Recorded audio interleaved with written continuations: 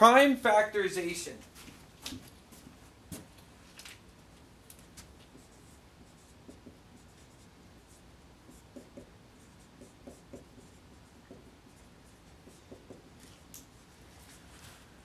In prime factorization, we need to look at primes. So we have to know what a prime is and what factors are. So again, we talked about factors. Factors are being numbers that multiply to be the original numbers, whatever that number is.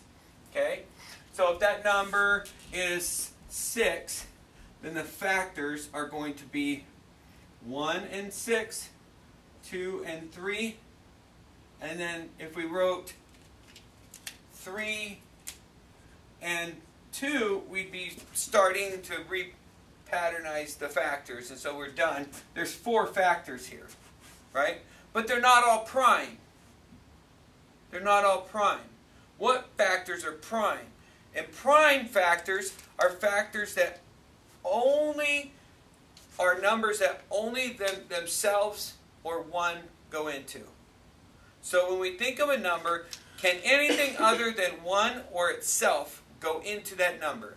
So with 1, we generally don't look at it, but with 2, okay, 2, does any other number but 2 go into 2? 2 or 1? No. So it's prime. Okay? Does 3, any number but 3? 4. Does any number go into 4? Yeah, 2, right? Mm-hmm. So if 4 is not prime. What about 5? No. 6? Yeah. Yes. 7? No. 8?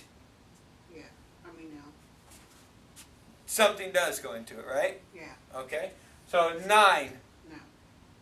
Something does or doesn't? Oh, yeah.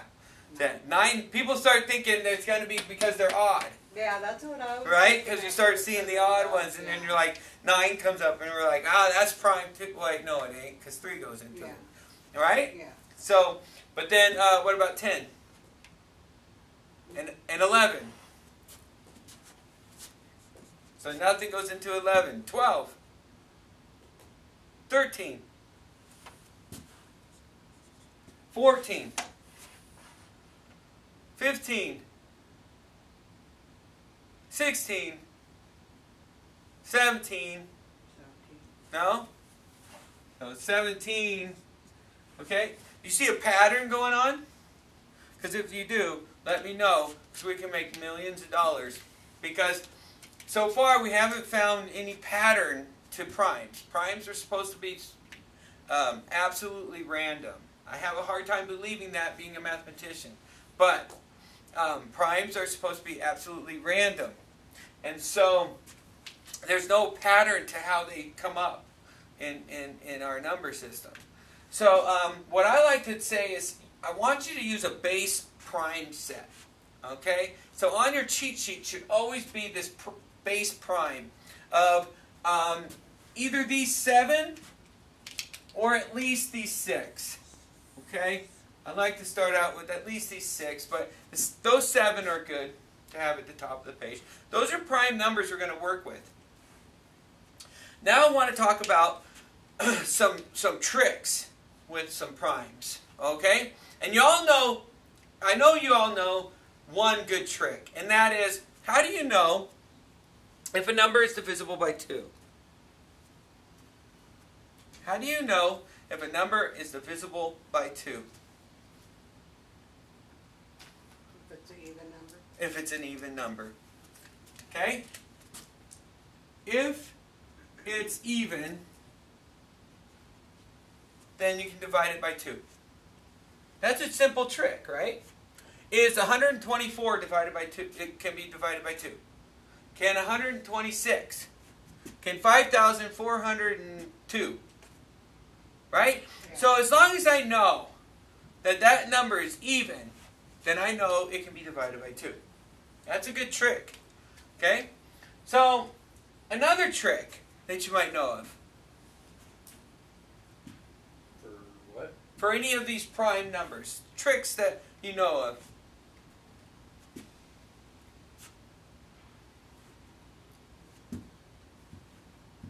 is 50 divided by a certain prime?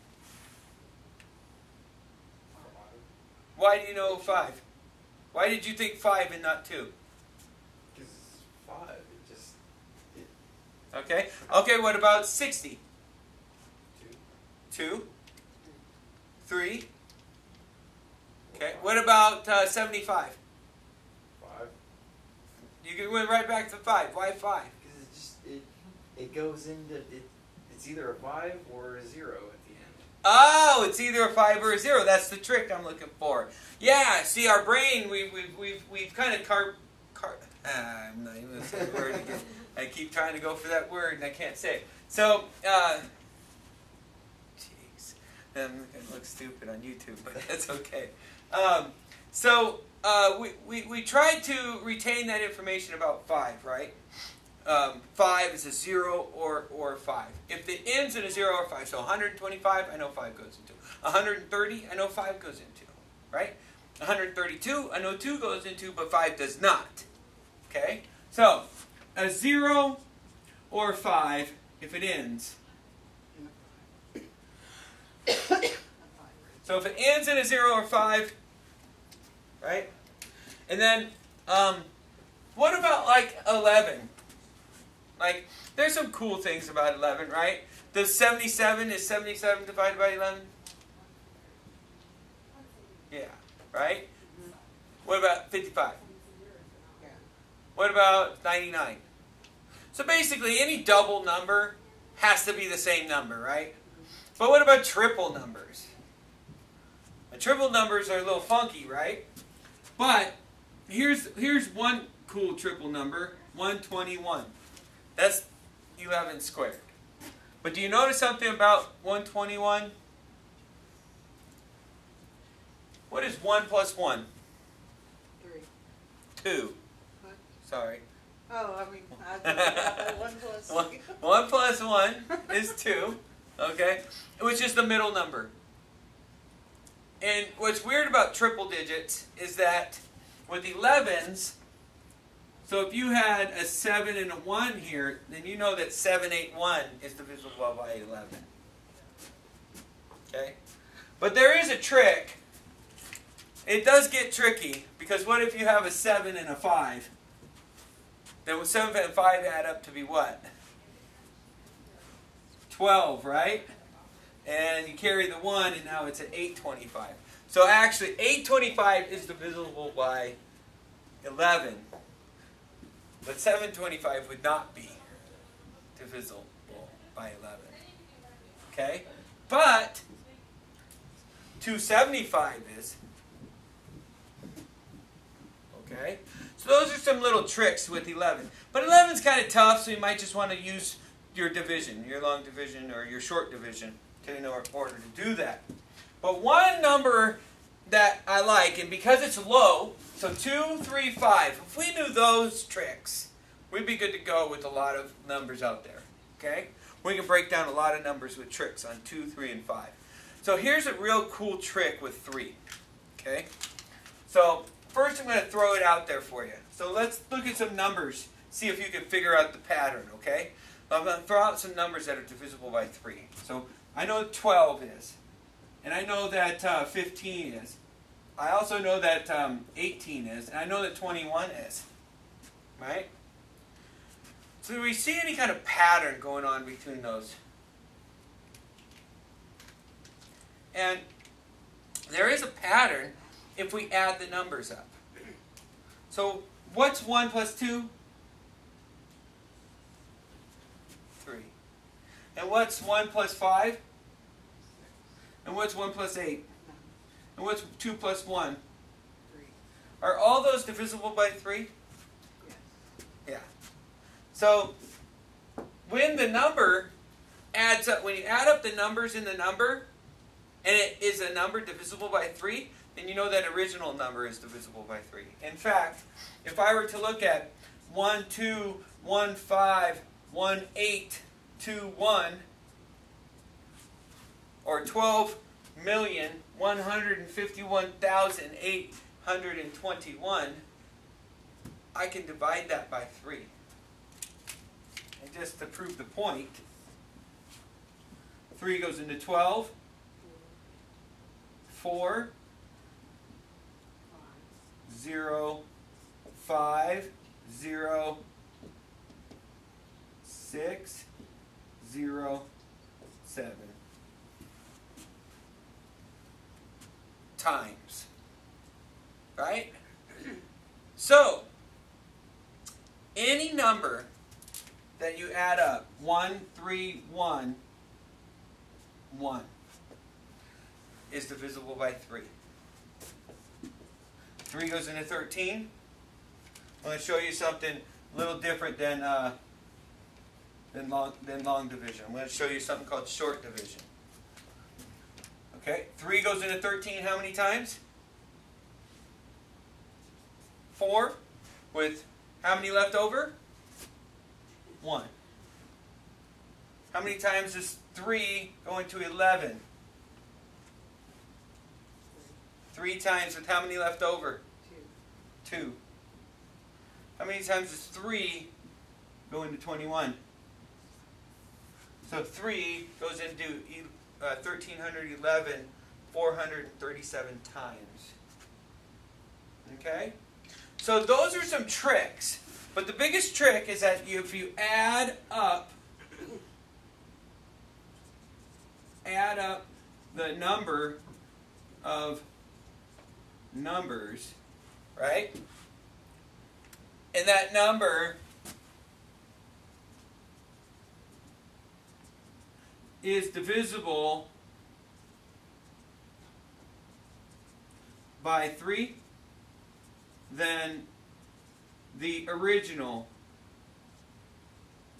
number is divisible by 3. Okay?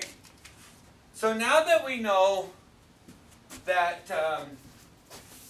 we have that situation where we know what prime is, we know what factors are, right?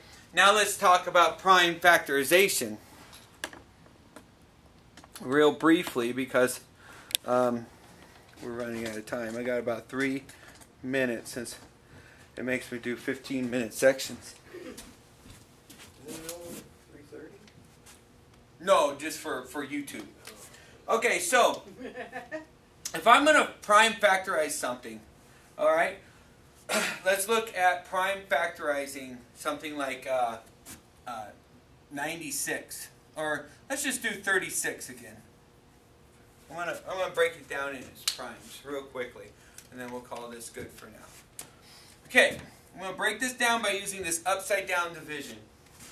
Okay, I'm going to say the first prime, and remember my prime was 2, 3, 5, 7, 11. Those are my base primes, right? And so I'm going to start with my lowest prime. Does 2 go into 36? Yeah. Okay, so 2 goes into 36 how many times? 1, with 1 left over. And how many times into 16? 8. Does 2 go into 18? How many times? 9. Does 2 go into 9? No. It's odd. Okay. Go to your next prime. Does 3 go into 9? Yes. How many times? 3. Okay. So then, does 3 go into 3? Yes. Okay. How many times? 1. Once. When you get to 1, you're done. Okay? So, here's the cool part about this. Is now you have 2 times 2 times 3. So I can rewrite this in exponential form as 2 times 2 times 3 times 3, which can also be written in exponential form as 2 squared, because there's 2 of them, times 3 squared. And now we have our prime factors of 36. And we also have 36 written in exponential form. Okay? Which is going to be real crucial for a lot of work that we do in the future.